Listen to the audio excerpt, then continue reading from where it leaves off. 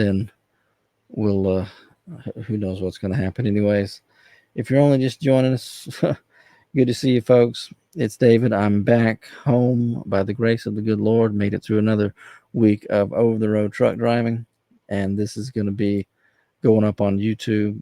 These couple of seconds that I'm recording in this stream. Let me go ahead and share this news article with you, and this will be what I talk about. We'll do this one and then this one. This caught my eye this past week while I was on the road. This is from pnj.com. Brandon Gurud, published 11:59 a.m. on the 18th. So actually, this is like an updated thing. It was early in the week that I saw one that I'll show you in just a second. Again, these are news articles, take it for what it's worth, but it's just little things. Let's read this. Nearly 1 million Florida voters have returned vote by mail ballots for 2024 election. They are fewer than 3 weeks away from the November 5 general election, and nearly 1 million Florida voters have already made their choice for who will be the next president of the United States. More than 3 million Florida voters have requested mail-in ballots for the upcoming election. So far, 990,989 people have voted by mail. There are 2,258,543 mail-in ballots that have not yet been returned as of Friday morning, according to the Florida Division of Elections. Pause and time out. Let me highlight that so I know exactly where I finished reading or stop reading. I gotta I gotta cut in. I gotta say something right off the bat. This is stupid. This is so stupid, and it ticks me off, and I don't know what to do about it, because you want to talk with people about this stuff, but how can you talk? Nobody's really rational about this. This should not be happening. Mark Levin, of all people, I listen to, not all the time because I'm trying to break myself of the habit of it, but I listen to his show, the YouTube upload, the day later, because as I'm driving all over the country, it helps me pass the time. I listen to the YouTube podcast version of his show that happened the next day. So I'm always a day late, but just listening to Mark, it's something that keeps me going, but it also enrages me. And it's partly him and not just the news that he's presenting, but it also is the news that he's presenting. I said all that to say this. Even he has given into this, and he sounds so desperate and so crazed as he's talking about this election. He says, "You've heard about how this is the most important election of our life." Well, this really is the most important election of our lifetime. And it's just, it'll drive you up the wall. It can drive you insane, the way that he presents some of his news and the way a lot of people have gotten about this stuff. And you can go on about the importance of your civic duty, voting, and all that. But there was such a thing as an election day. I said this in another video that I'll be uploading to the YouTube channel. And it was Rush Limbaugh saying, we've got to get back to election day, folks. We've got to get back to this one day that people look forward to. And by midnight, you knew who your elected representatives would be. The election was over. They were counted. That's how, and he praised it, and rightly so. Rush Limbaugh talked about the benefits of it, how that's how it's done. Well, there's something about, and that was after 2020, and I believe Rush passed in 2021, sometime in there, early on. But Mark Levin has just totally surrendered to what's going on, and I say surrendered because it wasn't like this before. This is a victory of the leftists, of the Democrats, of the devil's fingers Marxists, who got away with what they got away with in 2020 with using COVID as a cover. There was no mail-in balloting. There wasn't. Absentee balloting, you go down to your circuit clerk's office like I have to do. If I'm going to vote, I got to find a time that I'm home and they're open, because they have normal business hours, 8 to 5 or whatever. If I'm over the road trucking, I can't do it. Mail-in ballot, what is that? You sign your little affidavit, you sign over the seal and all that after you've voted for all you're going to vote for. You've cast your ballot. You put it in the envelope. It's a sealed deal. But even that, it isn't supposed to happen. It just has to if you're going to be able to vote. Election day is what matters, but is what mattered before when I was a kid. That's what mattered. But now it's not what matters. If you can vote weeks and months ahead of time, it just gives the cheaters more time to cheat. It does. And is this what I'm looking forward to is as this junk drags on and we get to November 7, November 8, we get through the election and it's still going on. There's still, because there's also late voting. Let me Google something real quick and make sure I'm not completely nuts about that, because I think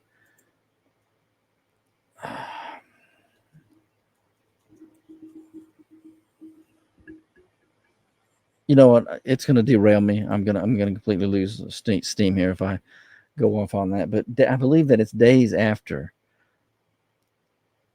votes can still be cast and counted. That's something I remember hearing when all that stupid junk went down in 2020, when the election, we believe, was stolen from Trump, most particular. Anyway, that's enough of me venting. Let me share this again with you and talk over it and calm down. Pick up right here. The 2024 general election in Florida is an especially contentious one, as Floridians will decide the fate of abortion rights, recreational marijuana, and 4 other issues up for a vote across 6 ballot amendments. Florida Amendment Guide. Not sure how to vote on Florida's 6th ballot. Early voting on such a. Here's. Uh-oh. My computer's frozen. Come on. It doesn't usually freeze like this. Anyways, hopefully this is recording, so I'll just keep going. That's the end of this one. And I'll just go back to what I was saying before about how this should not be happening. And I say should like it's as though it's a moral impairment, like about honesty. Because in my view, it is. It shouldn't be happening. There should be no early voting. There should be no mail-in ballots. The affidavit system, the absentee ballots for military personnel who were deployed to overseas, that was all just fine for a long time. It's only in the aftermath of COVID and what the stinking people who stole the election in 2020 got away with. It's only after that all this is happening. So let me exit out of that one, and I'm going to share this one more with you. Present, share screen, one more article. This is the one that caught my eye early in the week. So this is even older. This gives you some kind of disturbing news about what's going on with some of this mail-in balloting.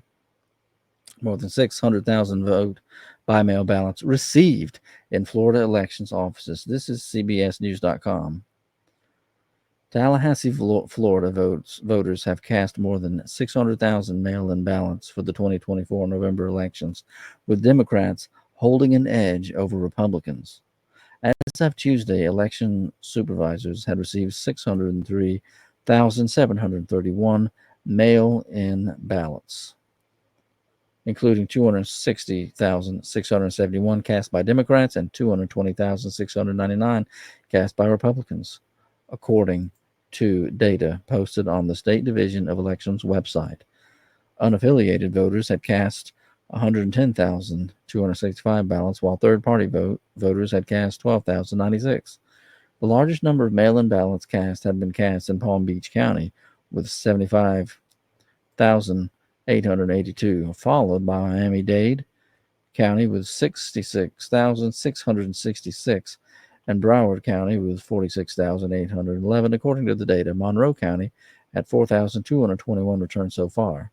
In Florida, there are 13,845,913 registered voters, including 5,455,480 Republicans, 4,400,561 Democrats, 404,890 minor parties, and 3,584,982 no party affiliation. All mail-in ballots sent from within the U.S. must reach the county election office by 7 p.m. on November 5, regardless of the postmark. The deadline to request a vote by mail ballot to be mailed for the election is 5 p.m. on October 24. Vote by mail ballots can be obtained in person at county election offices until Election Day.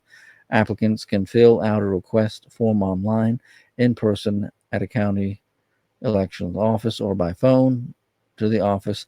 Click here for the county information. Early voting runs from Monday to November 3rd in South Florida. The United States Postal Service recommends that domestic non-military voters mail back their voted ballots at least 1 week before the election day deadline to account for any unseen events or weather issues. In Florida, all registered voters are eligible to vote by mail. The last day to register to vote was October 7. Now, that's very curious to me. In Florida, all registered voters are eligible to vote by mail. Because when I looked up my own state, Mississippi, you know what? I'll try again. Right now, while I'm looking at this, I'm going to go to Google and Google something real quick. You can't see it on the screen, but I'm going to say Mississippi mail-in ballot.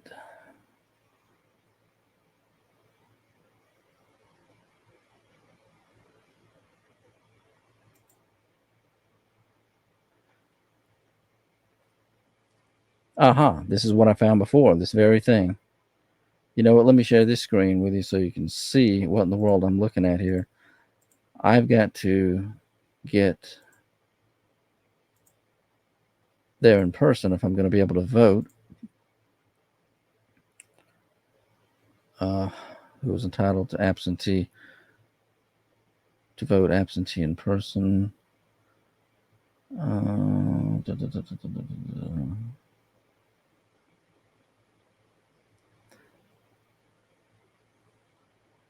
And when I read this before, I was like, I don't qualify as any of these things. Any person who is temporarily residing outside of the county of residence, and the ballot must be mailed to an address outside the county. That's not me. As an over-the-road truck driver, I need it mailed to my house because I'm not here. Any person who has a temporary or permanent physical disability, that's not me. The parent, spouse, dependent person, that's not me. 65 years old, not me. Any incarcerated individual, blah, blah, blah, disenfranchising crime, that's not me. That's not me. So I've got to do what I did in 2020 if I'm going to be able to vote. I've got to get to the circuit clerk's office while they're there somehow and sign that affidavit like I did last time. But yeah, this looks like it's different from Florida. If I just read, let me go back. I'm going to read that again. In Florida, all registered voters are eligible to vote by mail. Okay, well then this is different. This, I guess, different states just do things differently. So there you go. Okay. Well, that's that. It looks like the Democrats are winning by mail in Florida. Let's hope they don't win in person on Election Day. All right. Moving on to, you know what? While I was thinking about this, let me go ahead and Google something. I'm reminded of something that was on Mark Levin's show. I don't know if he cited the article, but they said, well, let me just try and type in exactly what I think I remember. 35 million Christians not voting. That was the crux of the article that Mark Levin mentioned. October 7, 2024. Newsweek. You know what? Let's go ahead and look at these while we're talking about this. because it did seem very it did seem very interesting to me when Mark Levin mentioned it. What happened? What happened? Uh,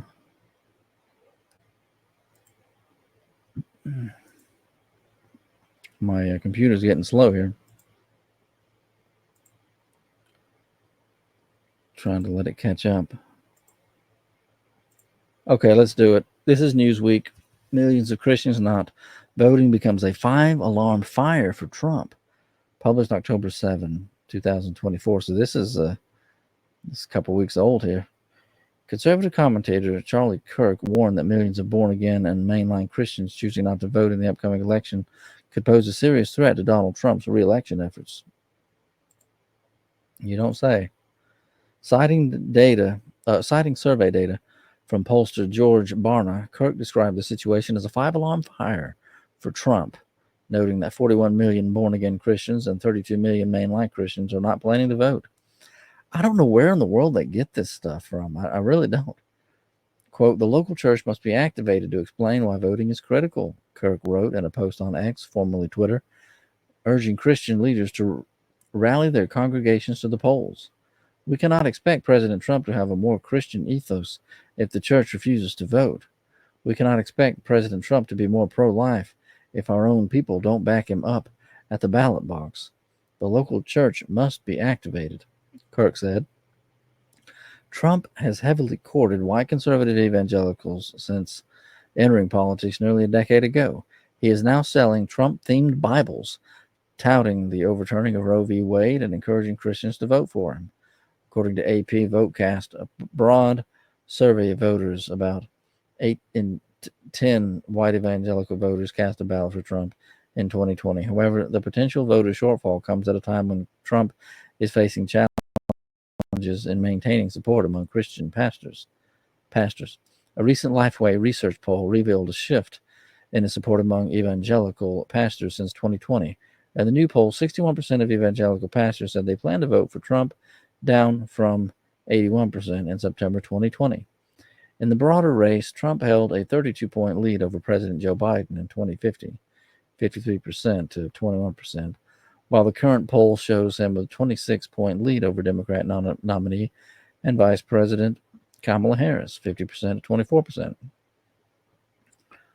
The decline in Trump support among Christian and evangelical groups comes as the former president faces widespread criticism from these movements for his wavering stance on abortion during this campaign. Trump has repeatedly downplayed the importance of abortion, stating that it is no longer a big factor, quote unquote, in elections, and predicting it will become a very small issue in this year's vote. Moreover, Trump recently criticized Florida's 6-week abortion ban, calling it too short and suggesting more time should be allowed before restricting abortion access, igniting a backlash from anti-abortion advocates. Although Trump later reversed his stance, the damage to his reputation among staunch anti-abortion supporters, such as Southern Baptist leader Albert Mohler, had already been done. Mohler, a prominent figure in conservative Christian politics, warned that Trump's inconsistent positions might lead conservative Christian voters to either stay home or reconsider their choices in November. Meanwhile, grassroots efforts like Evangelicals for Harris are working to persuade disillusioned evangelical voters to support Harris or sit out the election altogether. Reverend Jim Ball, the group's president, said its focus is on mobilizing evangelical voters in swing states who may no longer feel comfortable supporting Trump, but are hesitant to back a Democrat. Yeah, no kidding. My own thing is, if there's absolutely no Republican to vote for, then I just won't vote because I just can't get I just can't get with them Democrats. Let me read one more of these that talks about the same thing. Stop it and share it again. Let's go to this study, and we're looking at as Capital Times, AZ Capital Times. I guess it's Arizona. I don't know. Yeah, there it is right there. I've just never been here before. Who wrote this? Howard Fisher, Capital Media Services. And this was from October 14th. So just a few days ago. Study says 32 million Christians likely not to vote. This is going to be such an interesting election. I don't put any stock in this. What a nice little effect. They got the little cross with bead things there on the something there. It looks like some kind of carbon copy. Oh, it's a ballot. How cool is that? Oh, very good. It's a ballot, and there's a cross on it. And Christians likely not to vote, so they're just going to leave all these bubbles unfilled. Let's read some of these names. Gallegro Ruben. I guess this is Heather April. This is this is in Arizona. Anyways, let's read what you got. A new study by a researcher at Arizona Christian University says 32 million Christians who are regular churchgoers are likely to stay home this election. And that, according to the report by George Barna, will likely hurt Donald Trump more than Kamala Harris. Yeah, definitely. But Barna, the director of research at the Cultural Research Center at the Glendale School, said it doesn't have to be that way.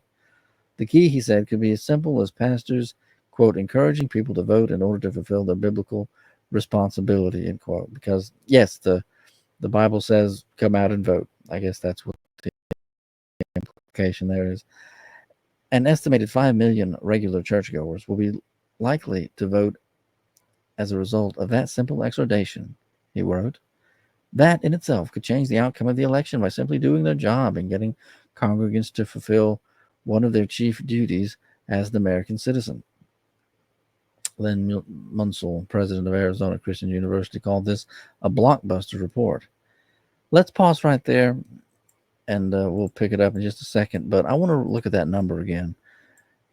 He's saying that all you got to do is, he's saying pastors, I'm just going to say preachers, tell the congregants, be sure to go out and vote. Here's the date. Only comes around once every 4 years or whatever. Do your civic duty. Go pick who's the best candidate to lead us and represent us, all that kind of stuff, all that good stuff. 32 million Christians likely not to vote. I want to ask this fella, do you really believe that 32 million people in this country are putting themselves, you know what? I know people don't, I go to worship services. I quote unquote, I go to church every Sunday, unless my job messes with me too much and it prevents me from being there. For decades now, that's been the case. How many people are doing that? Are there really 32 million people gathering in their places of worship who will hear that? I know a few million people these days are doing the unbiblical thing of watching stuff on online, like you can attend worship services through the internet or some such thing, or Zoom or whatever, internet church as they call it, whatever. A few are doing that, I reckon, but do you really think there are 32 million people who are really going to be within earshot of some guy saying, hey, don't forget it, it's election time? I'm dubious about this big time. Quote, Christians could be the deciding factor in a bunch of federal and state races and are choosing not to be, he said in a prepared statement. There is nothing in either the report or accompanying support material that suggests Munsell, the unsuccessful Republican candidate for governor in 2006, is urging pastors to specifically try to swing their flock one way or the other politically. But it does say that congregants are, quote, longing for their local church to instruct them on how to think biblically about policy and politics, end quote. They don't want to be told how to vote, Munsell said, but they do want to know that they should vote and how to view political issues from a biblical framework. And you know this how? Still, Munsell has some thoughts about what happens when pastors don't talk about politics. The Bible teaches us in Proverbs 29:2 that when the righteous are in authority, the people rejoice. But when a wicked man rules, the people groan, he said. But without pastors willing to speak about the Bible's perspective on policy issues and without them encouraging Christians to vote, it's hard to see how we can have that kind of godly government that would enable our people to rejoice.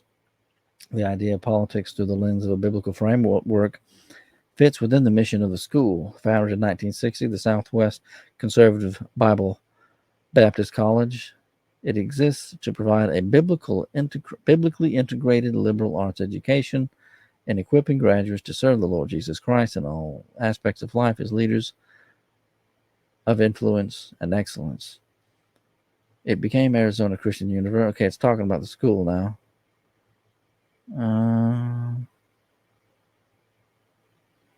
It also says they appear poised to do so again this election, but it says fewer church-going voters are expected to cast a ballot in the 2020 race. If that expectation holds true, the impact bodes more poorly for President Trump's prospects for re-election than for Ms. Harris's efforts to succeed Joe Biden, the report says. Barna pointed out that on a national basis, the gap between Trump and Biden in 2020 was only about 7 million votes. But that he said is just part of the picture. The real story lies in the margins of victory in swing states, blah, blah, blah, blah, blah. So we're getting into the weeds here. Barely more than one half of Christian churches take the simplest election-related action, that of encouraging more congregants to vote in November, it says. And it finds that slightly less than half of Christian churches were said to have provided congregants with written information about the Bible's stand on specific issues. What all that means, the report says, is that there is a pathway to getting more Christians to the polling places. Have churches and pastors use their influence. It's troubling that so many churches have distanced themselves from the election, especially given the critical issues at stake and the influence they could wield. What parishioners want, however, may be a different issue. The survey, which formed the basis of support, asked regular attendees of Christian churches if they would prefer their church to be more or less involved in the 2024 election than it had been in recent years. The results show the church-going public is split. 42% opted for the status quo. Okay, so that's about all of this. But I want to go back and talk about this right here and we'll go to the big head for a second and just think about what was said here in this. This is a quote from Munsell. The Bible teaches us in Proverbs 29:2 that when the righteous are in authority, the people rejoice, but when a wicked man rules, the people groan, he said. But without pastors willing to speak about the Bible's perspective on policy issues, and without them encouraging Christians to vote, it's hard to see how we can have the kind of godly government that would enable our people to rejoice. That whole last statement implies that, or automatically assumes that, there are enough Christians in this country, we'll say faithful Christians, to make a majority. That's assuming a whole lot, because as George Washington said, the spirit of our democracy is that the majority rules. Well, the majority of people aren't Christian, and I speak only for myself when I say that in 2020, I knew exactly what the stakes were, and I knew all that had happened in the 4 years of Donald Trump's presidency. Not all of it. Can't possibly know everything as just one average guy out here. But as far as what the stakes were and how, if Trump didn't win the election, Joe Biden and all of the people of the left who had attacked Trump as being a Russian agent, who had maligned him as a Russian agent, who had accused him of being a traitor to his country and launched all these endless investigations and everything, forever protecting Democrat politicians and the media and all the things that they push with the sexual deviance and the LGBTQ and all this stuff. Again, I speak only for myself when I say I knew all that stuff then. And when it came down to it, it didn't matter if they were going to steal it. And I'm convinced that the 2020 election was stolen, and that was that. and I have no reason to think that maybe this election won't be exactly the same way if Trump were to lose, God forbid. But yeah, you can speak about things and encourage people all you want, but if there's a maleficent, ever active onslaught, just a force of usurpers in the government and in your local government who are disenfranchising you and stealing your vote, defrauding you, it's fraud. It doesn't matter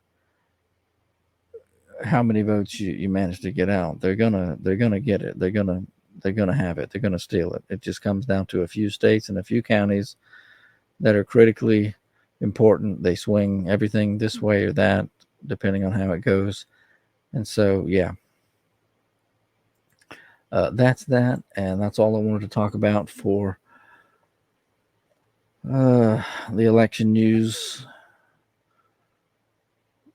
Apart from this, and this will be the beginning of the next segment right here for YouTube. Let me look something up here.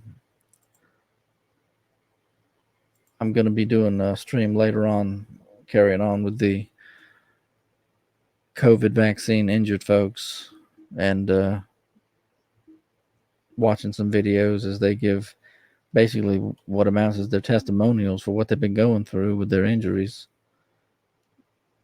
I'll do that later, do another stream sometime tonight. But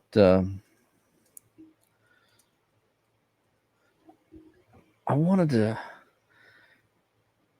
get into this.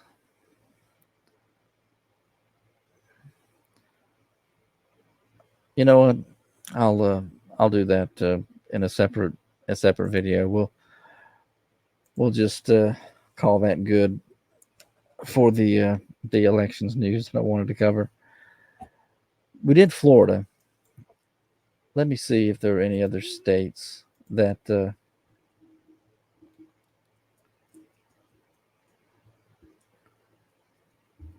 let me just Google a random state. We'll just say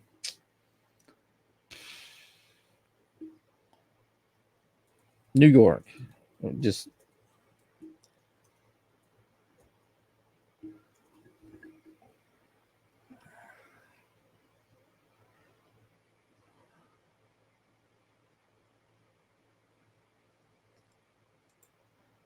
New York Post. Early voting is down significantly compared to 2020, and the data hold bad news for Democrats. So it's like the reverse in New York than it was in Florida. The dramatic rise in early voting has led many to think election might be effectively over days or weeks before the election. The data thus far shows that won't be true, and the numbers aren't comforting for Democrats. Early voting is nowhere near what some people estimated. 4.2 million Americans have already cast their ballots. Okay, so it's not a foregone conclusion, not by a long shot, folks. Virginia, for example, has had in-person voting since late September. People are coming out as 459,000 have voted in person as of October 10. So they have in-person voting already. Cool. The bigger news is that the significant decline in requests for mail ballots, those down by 58% from 2020, in states that don't send mail ballots to all voters. The drop is especially steep in the swing states of Georgia and North Carolina, with declines of 84% and 75% respectively. Okay. Let me get out of that, and before I get to the 1 hour mark, wrap all this up, I'll do the best I can of digging out the relevant information for the Florida voting video I want to put on YouTube. But I just want to go back and say again what I said before. It's not me being nostalgic for the old days. I'm only 40 years old, for crying out loud, but I can see this change that's happened just in the course of my life. And it's really just in the course of the past decade, but most particularly since 2020, the mail-in ballots. It is a bad idea. On its face, it's just a bad idea. It is, and I wish it weren't happening. I wish people all had to just go to the polling place on election day, photo ID, and prove who you are. Paper ballots, no voting machines, no electronic anything. And I'm confident that our election system, I don't even want to call it our election system anymore, because after 2020, I feel totally disenfranchised. I don't trust any of this stuff. But if we ever did have something we could call our voting election system, it would have as much integrity as it possibly could if we just had paper ballots, photo ID, driver's license or ID with your photo on it. It would be so tight that no amount of little bit of fraud here and there would be able to upend much of anything. We would people could have confidence in that, but as it is, people aren't going to have confidence in anything, I don't believe, relating to this election. If Trump gets in, it'll be a swell thing for the people who really love him and who consider him to be the only hope for their lives, or however people have come to regard the man. But if not, I'm to the point where I'm not going to let it upset me too much. I'm just not, because it's just not worth getting upset over anymore to me. Not after 2020. Not after the way I felt when Donald Trump sailed off into the sunset, refusing to fight, but complaining about how he was stole from, how the election was this. These are the things that don't make sense to me, folks. We read that article from that pastor, as he was called in that article, talking about it. This is horrible. If this study is right, that there are over 30 million Christians who aren't voting. I don't know where people get that. How in the world could you possibly know that? That is insane. But let's take it, for argument's sake, as it is. Let's just assume the worst there. I don't know how to encourage them to vote after 2020, because I believe that my vote was essentially discounted, and there's nobody to do anything about it because of the way the system is designed. You take your licks. Oh, better luck next time, champ. We'll get them next time, and then on with business. Granted, lots of people will tell you business is very poor, or much poorer, when certain people are in charge than others, and that's why you want to elect the best candidate, so on and so forth. But it's become hard. It's become difficult to encourage anybody to believe in any part of the system, federal system especially, and it's most especially relating to voting. And I'm sorry to sound like a downer about that, but that's just where I am, and I don't know how to counter that. So yeah, that's enough rambling, folks. We're going to call it good there. Thank you for listening to me. We'll stream again real soon. Till then, take care and keep on keeping on, folks. Thanks.